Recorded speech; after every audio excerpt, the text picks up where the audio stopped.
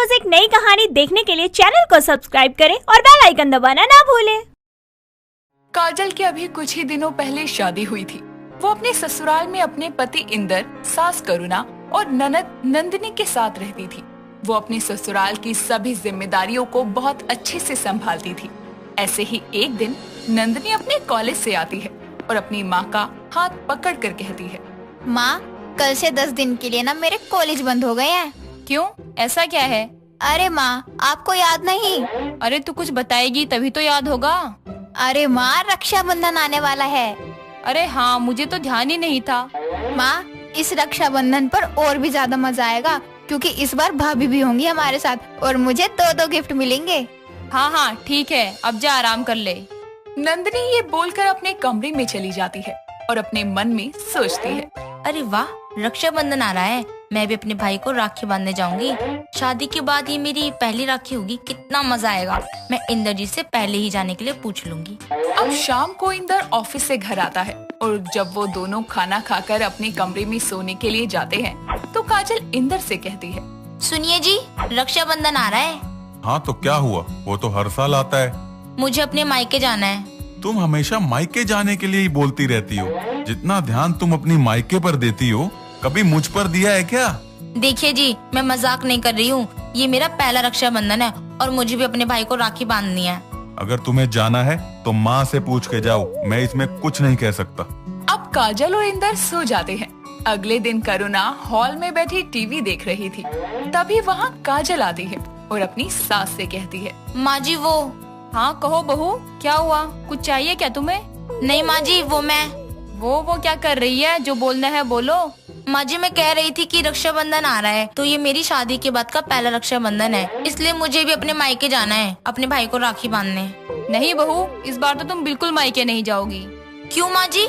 बहू, अगर तुम मायके चली जाओगी तो तुम्हारी ननद नंदिनी किसे राखी बांधेगी? और अब तुम्हारी शादी हो चुकी है, इसलिए तुम्हें ये पता होना चाहिए कि शादी के बाद राखी जोड़े में ही बनती है। अगर इतना ही जरूरी है तो भेज दो अपने भाई के लिए राखी। जरूरी थोड़ी है तुम अपने हाथों से राखी बांधो। अब जाओ और जाकर अपना काम करो और ये मायके जाने का ख्याल दिमाग से निकाल दो। काजल को करुणा की बात सुनकर बहुत बुरा लगता है और उसकी आंखों में आंसू आ जाते हैं।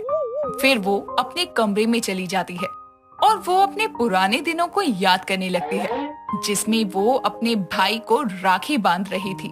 अरे वाह दीदी, ये तो मेरी मनपसंद मिठाई है। आपने खुद बनाई है? और क्या, मैंने स्पेशली तेरे लिए बनाई है ये मिठाई। तुझे बहुत पसंद है ना? चल अब मेरा तोहफा दे। तोहफा? वो तो मैं लाना भूल गया। क्या तू मेरे लिए तोहफा लाना भूल गया? जा, अब मैं तुझसे कभी बात नहीं करूंगी। अरे दीदी, गुस्सा क्यों कर रही हो? मैं कभी भूल सकता हूँ क्या आपके लिए तोहफा लाना, वो भी रक्षाबंधन वाले दिन? ये लीजिए मेरी प्यारी बहना के लिए प्यारा सा तोहफा। काजल अपने कमरे में बैठे बैठे ये सब सोचकर बहुत रोती है और अगले दिन सभी लोग हॉल में बैठे होते हैं कि नंदिनी अपनी माँ से कहती है, माँ, 3 दिन बाद रक्षाबंधन है और अभी तक हम राखी भी नहीं लाए। चलो ना माँ, बाजार चलते हैं। अच्छा ठीक है, चल। भाभी, तुम भी चलो ना हमारे साथ। तुम भी अपने भाई के लिए अच्छी सी राखी ले आना। हाँ बहू, तू भी चल। अब काजल भी नंदिनी और करुणा के साथ बाजार जाती है। बाजार में वो लोग राखी लेने के लिए एक दुकान के अंदर जाते हैं जहाँ चांदी की बहुत सुंदर सुंदर राखियाँ थी, जिन्हें देखकर नंदिनी कहती है, माँ, वो देखो, वहाँ चांदी की कितनी सुंदर सुंदर राखियाँ हैं। करुणा उन्हें उठाकर देखती है और कहती है, अरे वाह, ये तो सच में चांदी की है और कितनी सुंदर भी लग रही है। माँ, ये भैया भाभी की शादी के बाद की पहली राखी है, तो क्यों ना मैं उन दोनों के लिए चांदी की राखी खरीद लूँ। हाँ हाँ बेटा, क्यों नहीं, तुझे जो भी राखी पसंद आए। काजल भी उन राखियों को देखकर अपने मन में सोचती है, ये चांदी की राखी तो सच में बहुत अच्छी लग रही हैं। मैं भी अपने भाई के लिए इन्हीं में से एक राखी ले लेती हूँ। माँ जी, मैं भी इनमें से एक राखी ले लो अपने भाई के लिए। बहू, तुम क्या करोगी ये राखी लेकर? तुम तो नहीं जा पाओगी राखी बांधने, डाक के जरिए भेजनी पड़ेगी और अगर किसी ने बीच में ही चुरा ली तो हमारे पैसे भी चले जाएंगे और तेरे भाई को राखी भी नहीं मिलेगी। तू ऐसा कर, कोई सस्ती सी राखी ले ले अपने भाई के लिए। काजल को करुणा की इस बात का बहुत बुरा लगता है और वो अपने भाई के लिए एक सस्ती सी राखी ले लेती है। अब नंदिनी अपने भाई के लिए कपड़े लेने एक दुकान में जाती है और वो अपने भाई के लिए कपड़े पसंद करती है और काजल भी अपने भाई के लिए कपड़े देख रही थी और वो मन में सोचती है, ये रंग तो रोशन को बहुत पसंद है और उस पर जचता भी है। काश मैं उसके लिए ले सकती है कपड़े। माँ जी से कहा तो उन्हें तो मना ही कर देना है। और काजल वो कपड़े नहीं लेती। अब सभी लोग बाजार से घर आ जाते हैं और अगले दिन घर का सारा काम खत्म करके अपने कमरे में बैठे होते हैं कि तभी काजल को याद आता है, अरे कल तो रक्षाबंधन है और मुझे अपने भाई के लिए राखी भेजनी है, तो मैं जाकर अभी उसकी पसंद की मिठाई बना लेती हूँ। अब काजल रसोई में जाकर अपने भाई के लिए मिठाई बनाने लगती है और थोड़ी देर में वो मिठाई बना लेती है और अपने मन में सोचती है, काजल शादी से पहले रसोई में अपने भाई के लिए मिठाई बना रही थी कि तभी उसकी माँ आकर कहती है, अरे काजल जरा चखा तो कैसी बनी है मिठाई। नहीं माँ, आपको पता है ना ये मिठाई मैंने स्पेशली रोशन के लिए बनाई है और जब तक वो इसे नहीं खा लेता ये किसी को नहीं मिलेगी। अच्छा ठीक है मेरी माँ, तू अपने भाई को ही खिला। काजल ये सब सोच ही रही थी कि नंदिनी रसोई में आती है और मिठाई उठाकर खाकर कहती है, वाह भाभी, आपने क्या मिठाई बनाई है, ये सच में बहुत टेस्टी है। ये आप किसके लिए बना रही हो? अपने भाई के लिए।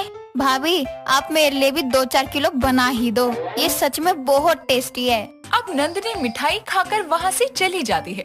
काजल को ये सब देखकर बहुत बुरा लगता है, लेकिन वो नंदिनी से कुछ नहीं कहती। अब राखी का दिन आता है, जहाँ घर में नंदिनी और बाकी सब खुश थे, वहीं काजल का मुंह सुबह से उतरा था। अब नंदिनी अपने भाई इंदर को राखी बांधती है और इंदर उसे तोहफा देता है और फिर नंदिनी काजल को राखी बांधती है। तभी नंदिनी कहती है, क्या हुआ भाभी, आज आपका चेहरा बहुत उतरा हुआ लग रहा है। लगता है इसे अपने भाई की कुछ ज्यादा ही याद आ रही है। तभी पीछे से काजल के भाई रोशन की आवाज आती है, मेरी दीदी ने मुझे याद किया, लो मैं आ गया। रोशन को वहाँ देखकर काजल बहुत खुश होती है और भागते हुए आकर अपने भाई को गले लगाकर कहती है, अरे रोशन तू यहाँ? अरे दीदी, तुमसे राखी बंधवाने आया हूँ। तुम तो आई नहीं, इसलिए मैं ही आ गया। और मुझे जीजा जी का फोन भी आया था, उन्होंने बताया था कि आप मुझे राखी ना बांध पाने की वजह से कितनी दुखी हो। अब तो खुश हो ना? भाभी आपको क्या लगा, हम आपके बारे में बिल्कुल नहीं सोचते। ये लीजिए चांदी की राखी और बांध दीजिए अपने भाई को। और ये है वो कपड़े जो आपने अपने भाई के लिए पसंद किए थे, मैंने आपको देख लिया था कपड़े पसंद करते हुए। थैंक यू नंदिनी, तुम सबने मेरे लिए इतना किया। अब काजल अपने भाई को राखी बांधती है और उसे उसकी मनपसंद की मिठाई खिलाती है। काजल अब बहुत खुश थी और वो सबसे कहती है, आप सबने मेरी शादी के बाद का पहला रक्षाबंधन यादगार ही बना दिया। मुझे यकीन नहीं होता कि मेरे घर की सफाई करने वाली मेरा पति कब साफ कर गई। मुझे तो पता ही नहीं चला कौन सा मनहूस दिन था जब मैं तुम्हें अपने घर लाई थी। जैसा कि आप सब लोग समझ ही गए होंगे कि स्वाति की जिंदगी में कुछ बहुत बुरा हुआ है। पर क्या? स्वाति एक बहुत ही समझदार लड़की थी। उसकी शादी विशु से 4 साल पहले हो गई थी। दोनों की शादीशुदा जिंदगी बहुत अच्छी चल रही थी। इसी बीच उसका 2 बार मिसकैरेज हो चुका था, जिसके चलते उसकी गोद अभी तक सूनी थी। ऐसे ही एक दिन स्वाति को पता चलता है कि वो माँ बनने वाली है। वो जल्दी से ये खुशखबरी विशु को देने के लिए उसके पास जाती है और बोलती है, विशु विशु जल्दी आओ, मुझे तुम्हें कुछ बताना है। क्या बात है जान, सुबह सुबह इतना क्यों चहक रही हो? विशु तुम पापा बनने वाले हो। I am pregnant. क्या सच में? इतना कहकर विशु स्वाति को अपनी बाहों में उठाकर तभी स्वाति बोलती है, अरे अरे ये क्या कर रहे हैं आप, नीचे उतारिए मुझे। जान आज इतना खुश हूँ ना कि बस मैं क्या कहूँ। I love you my beautiful wife. I love you too love. ऐसे ही वक्त बीतता है और विशु स्वाति को चेकअप के लिए डॉक्टर के पास लेके जाता है। डॉक्टर स्वाति का चेकअप करती है और कुछ कॉम्प्लिकेशन की वजह से वो उसे प्रॉपर बेड रेस्ट के लिए कहती है, जिसके चलते स्वाति घर का काम नहीं कर पाती। स्वाति का ख्याल रखने के लिए और साथ ही घर के कामों के लिए विशु घर में एक रेशमी नाम की नौकरानी लेकर आता है। रेशमी हर काम में चंट थी। बहुत जल्दी ही वो सारे घर के काम को संभाल लेती है, जिससे विशु और स्वाति दोनों ही बहुत खुश थे। ऐसे ही एक दिन रेशमी स्वाति के लिए सूप बनाकर कमरे में लेकर जाती है। स्वाति सूप पीती है और रेशमी उसके पैर दबाने लगती है। तभी स्वाति उससे बोलती है, रेशमी ये बता, तेरे घर में कौन कौन है? मालकिन कोई नहीं है, मैं अकेली हूँ। क्यों, क्या हुआ? कहाँ गए तेरे परिवार वाले? मेरी माँ तो मुझे जन्म देते ही चली गई।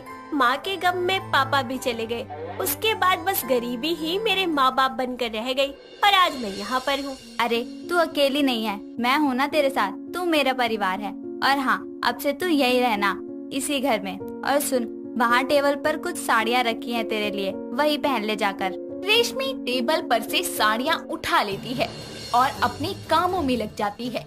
ऐसे ही वक्त बीतता जाता है और एक दिन रेशमी रसोई में काम कर रही होती है और स्टूल पर चढ़कर चीनी का डब्बा उतार ही रही होती है कि तभी अचानक उसका पैर फिसल जाता है और तभी वहाँ विशु आता है और रेशमी को अपनी बाहों में थाम लेता है।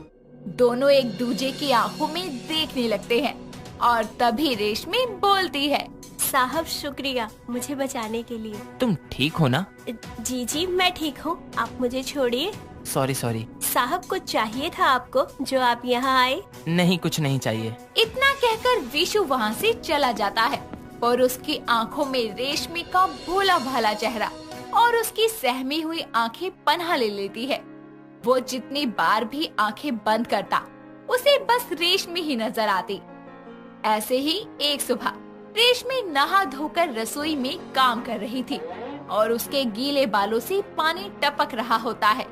तभी वहाँ विशु आता है और रेशमी को देखता रहता है और उसके करीब जाकर वो धीरे से उसके कानों में बोलता है, एक कप चाय देना। उसकी आवाज सुनकर जैसे ही रेशमी पलटती है तो उसके गीले बाल विशु के चेहरे को छू जाते हैं और वो मन ही मन में बोलता है, उफ, ये जुल्फों से गिरता पानी कर रहा है मेरी नियत में बेईमानी। कहीं कर ना जाऊं कोई मैं गुस्ताखी, उसकी हंसी बन ना जाए मेरी जिंदगी की बर्बादी। तभी रेशमी उसे चाय देते हुए बोलती है, साहब चाय। तुम बहुत खूबसूरत हो रेशमी। साहब चाय ठंडी हो रही है, आप पी लीजिए, मैं तब तक नाश्ता बना देती हूँ। जरूर। विशु चाय लेकर वहाँ से चला जाता है और बाहर टेबल पर बैठकर चाय पीने लगता है। साथ ही वो रेशमी को भी देखता रहता है। वक्त बीतता जाता है और प्रेगनेंसी का टाइम बढ़ने के साथ साथ स्वाति से खुद कोई भी काम कर पाना बहुत मुश्किल हो जाता है। अब वो सारा दिन बस अपने कमरे में लेटी रहती, जिसके चलते विशु की ख्वाहिशों को और भी ज्यादा पर मिल गए थे और वो रेशमी की तरफ और ज्यादा आकर्षित होने लगा था।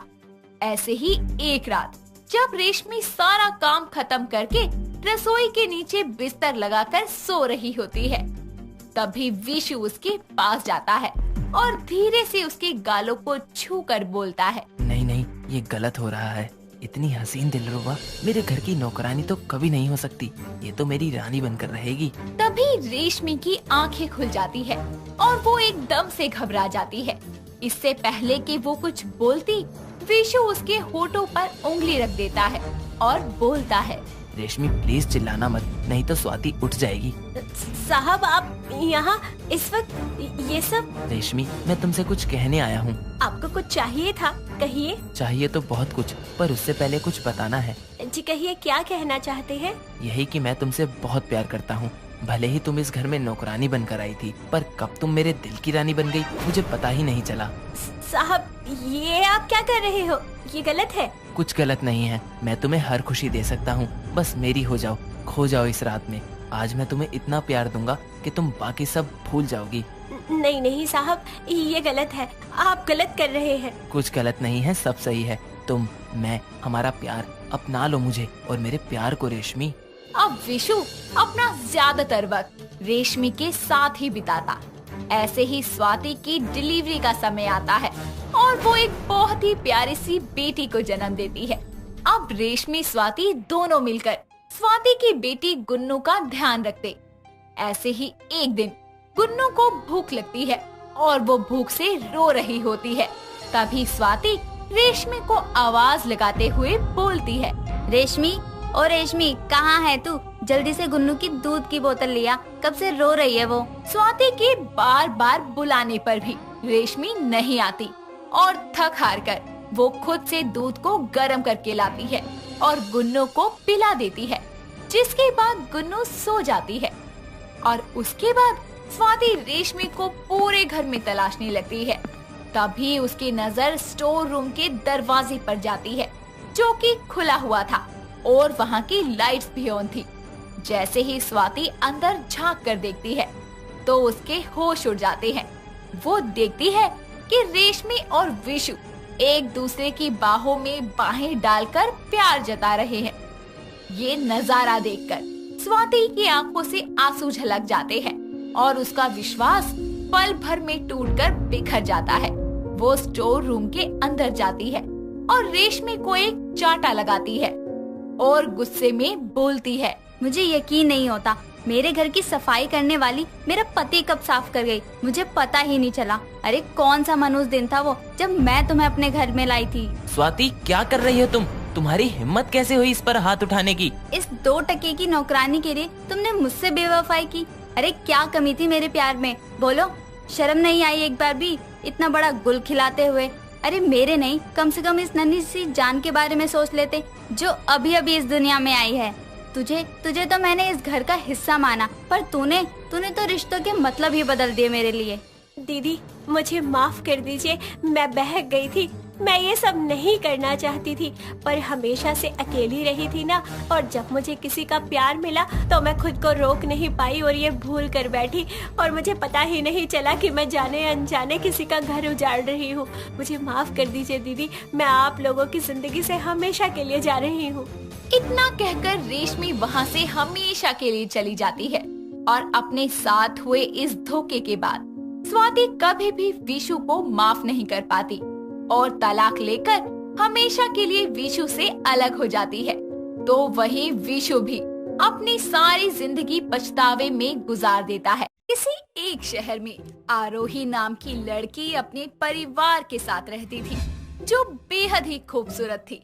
ऊपर वाले ने उसे शक्ल तो बहुत अच्छी दी थी, लेकिन अकल देना तो भूल ही गया था। वक्त गुजर रहा है। एक दिन उसके घर पर पीयूष नाम के लड़के का रिश्ता आता है और अपनी माँ के कहे अनुसार वो शीशे के सामने रेडी हो रही खुद से बोलती है, हाँ चल आरोही, हो गई तू रेडी, अब नीचे चल। इस तरह आरोही नीचे जाती है, जहाँ पीयूष का पूरा परिवार बैठा होता है। वो उन्हें अपने हाथ से चाय परोसती है। चाय पीने के बाद दोनों परिवार खुशी से रिश्ता तय करते हैं, जिसके कुछ ही दिनों बाद पीयूष और आरोही की शादी हो जाती है। जिसके बाद वो अपनी ससुराल में आ जाती है, जहाँ उसकी सास सुजाता बोलती है, आरोही बहू देख, ये जो कलश तेरे पैरों के सामने रखा है ना, इसे अपने शुभ कदमों से घर में बिखेर दे। ठीक है सासू माँ। जिसके बाद वो कलश को तेजी से पैर मारती है और उसके बाद कलश घर के अंदर कुछ दूरी पे जाके गिरता है।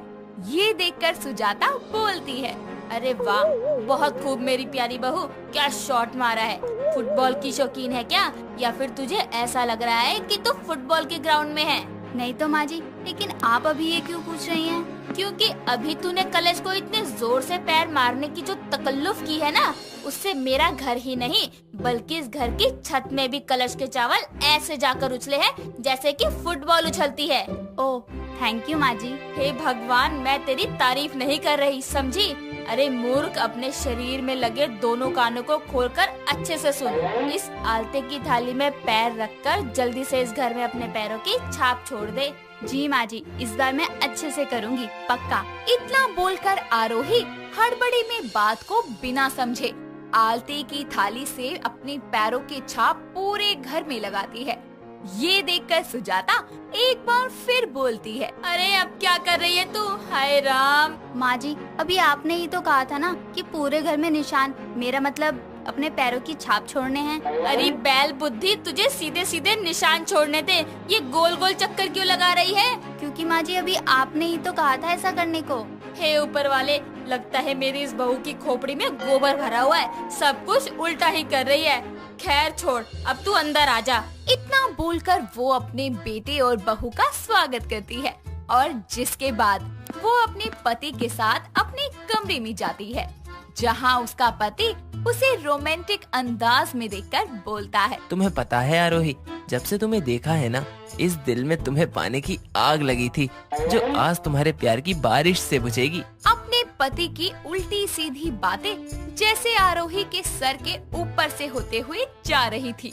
ये सुनकर वो बोलती है, क्या कहा आपने? आपके दिल में आग लगी है? 1 मिनट रुको, मैं पानी डालती हूँ, बुझ जाएगी। पीयूष, हम कल डॉक्टर के पास जाएंगे, आपका चेकअप कराएंगे। और क्या कहा आपने? प्यार की बारिश? ये कहाँ होती है? वैसे मैंने तो आज तक सिर्फ सावन की बारिश के बारे में सुना है और देखा भी है। अपनी पत्नी की बात सुनकर पीयूष को लगता है कि आरोही उससे मजाक कर रही है और वो बोलता है, क्या डार्लिंग, तुम मेरी टांग खींच रही हो ना, मुझे पता है। कोई नहीं। नहीं तो पीयूष, मैं भला आपकी टांग क्यों खींचूंगी? और जरा गौर से देखिए, आपकी टांग, मेरा मतलब कि पैर तो आपके पास ही हैं। आरोही की बातें सुनने के बाद पीयूष मन में बोलता है, ओ भाई, मारो मुझे मारो।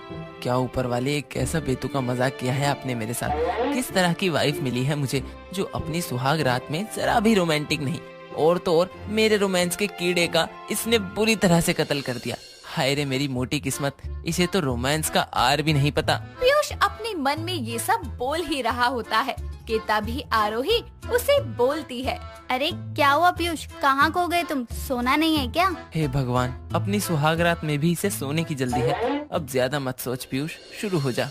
हाँ, अभी सोएंगे। एक काम करो, ये लाइट्स ऑफ कर दो।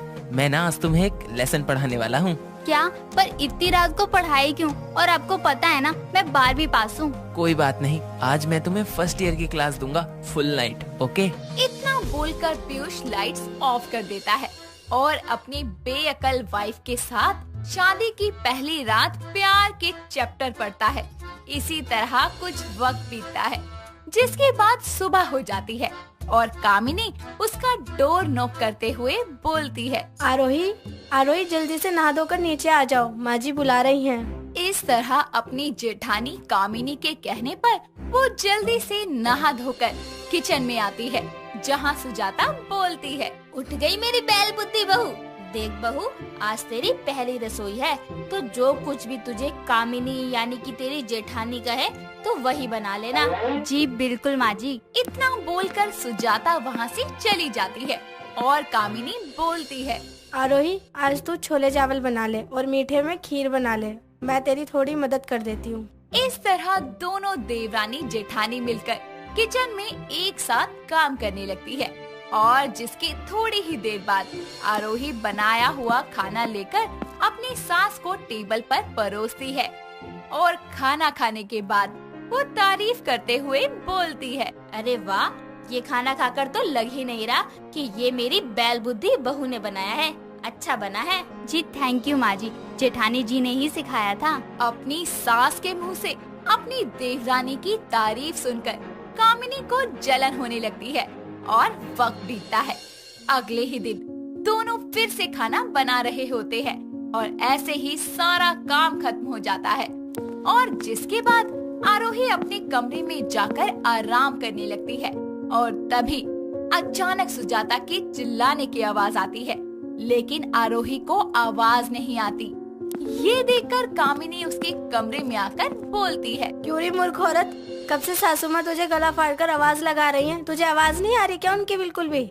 बैठी बैठी पलंग तोड़ रही है। अपनी जेठानी कामिनी की बात सुनकर आरोही बेड पर से उतरकर चारों तरफ बेड को देखने लगती है, जिसे देखकर कामिनी बोलती है, क्यों री, ये आंखें फाड़ फाड़ के बेड में ऐसा क्या ढूंढ रही है? जेठानी जी, अभी आपने ही तो मुझे कहा था ना कि मैं बैठे बैठे पलंग तोड़ रही थी, वही देख रही थी कहाँ से टूटा है। हे ऊपर वाले, ये कैसी मूर्ख देवरानी दी है तूने। मैंने तो सोचा था कि देवर जी की शादी के बाद देवरानी आएगी और मैं आराम करूंगी। तेरा भेजा पूरी तरह खाली है क्या? अपनी जेठानी की बात सुनकर और बेड में कहीं से भी टूटा ना देखकर आरोही को गुस्सा आ जाता है और वो अपनी जेठानी को एक जोरदार चांटा लगाकर बोलती है, क्यों जेठानी जी, आपने झूठ बोला मुझे, मेरा बेड तो कहीं से भी नहीं टूटा, फिर आप क्यों मुझे बोल रही थी कि मैं बैठकर पलंग तोड़ रही हूँ? इस तरह दोनों की बहस की आवाज सुनकर सुजाता वहाँ आती है और बोलती है, अरे कैसा हल्ला मचा रखा है यहाँ? माँ, जिस मूर्ख औरत ने मुझे थप्पड़ मारा वो भी सिर्फ इसलिए कि मैंने इसे ये बोला कि ये बैठी बैठी पलंग तोड़ रही है। माँ जी क्या ये छोटी बात है? आप ही बताइए। आज ये कह रही थी मैंने पलंग तोड़ा, और इनके कहने पर जब मैंने बेड के चारों तरफ देखा तो कहीं से कुछ भी नहीं टूटा था। आप ही बताइए, झूठ बोलना क्या अच्छी बात है? मेरी माँ कहती है हमें झूठ नहीं बोलना चाहिए। वारे मेरी सत्यवान बहू, आज अपनी जेठानी को चाटा मारकर तूने बहुत ही नेक काम किया है। तेरी माँ के ऊंचे संस्कार तो मैं बहुत अच्छे से देख रही हूँ। कैसी मूर्ख बहू आई है मेरे घर में। माँ जी मुझे तो ऐसा लग रहा है कि ऊपर वाले ने इसे बनाते वक्त इसके सर में भेजा डालना ही भूल गए। अरे बहू, मुझे तो इसकी हरकतें देखकर ऐसा लग रहा है कि भेजा शब्द इसके पल्ले कभी पड़ा ही नहीं होगा, और कहीं ये मूर्ख चंद हम दोनों का दिमाग भी भेजा फ्राई न बना डाले। इसलिए अब तो इस सरफरी के मुंह मत लगियो। नहीं नहीं माँ जी, इस मूर्ख देवरानी के एक चाटा खाकर ऐसा लग रहा था कि भूकंप आ गया है। अब मैं इसके मुंह नहीं लगूंगी। इतना बोलकर दोनों सास बहुएं वहाँ से चली जाती है और ऐसे ही वक्त बीतता है। आरोही घर के काम धंधे अपनी जेठानी से भली भांति सीख जाती है, जिसे देखकर एक दिन उसकी सास बोलती है, कामिनी बहू, अब आरोही बहू को देखकर तुझे ऐसा लग रहा है कि उसमें धीरे धीरे अक्कल आ गई है, और अब तो वो खाना भी अच्छा बनाने लगी है। हाँ माँ जी, और ये तो अच्छा ही हुआ कि मेरी मूर्ख देवरानी अब समझदार हो रही है। चलिए माँ जी अब हम टीवी देखते हैं। कामिनी ये बोल ही रही होती है कि तभी वहाँ आरोही आती है और उसे देखकर कामिनी बोलती है, आरोही सुनना जरा, वो टीवी खोल दियो प्लीज। अपनी जेठानी की बात सुनकर आरोही बोलती है, ये जेठानी जी का दिमाग तो खराब नहीं हो गया? ये टीवी खोलने को कह रही है, कहीं टीवी खराब तो नहीं हो गया? इतना बोलकर कमअकल आरोही टीवी के पास जाकर उसे दोनों हाथों में पकड़कर दीवार से खोलने की कोशिश करती है, और ये देखकर कामिनी बोलती है, अरे मेरी प्यारी देवरानी, अब ये क्या कर रही है? टीवी खोलने में कितना वक्त लगेगा? अरे वही तो कर रही हूँ, अब ये दीवार से खुले तब तो। अरे दीवार से क्यों खोलना है, चला दे बस। लेकिन सासू माँ, अभी जेठानी जी ने तो खोलने को कहा था। इस तरह एक बार फिर मूर्ख देवरानी की बात सुन के कामिनी अपनी सास से बोलती है, देखा सासू माँ, आरोही में कोई बदलाव नहीं आया, अभी वो टीवी तोड़ देती।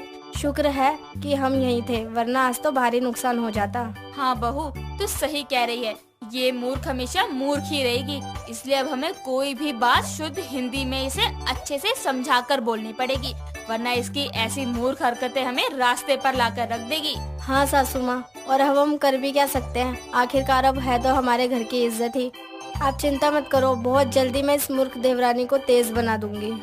दोस्तों, अगर आपको ये कहानी पसंद आई तो इसे लाइक करें, शेयर करें और कमेंट करके बताएं कि कहानी में आपको सबसे अच्छा क्या लगा।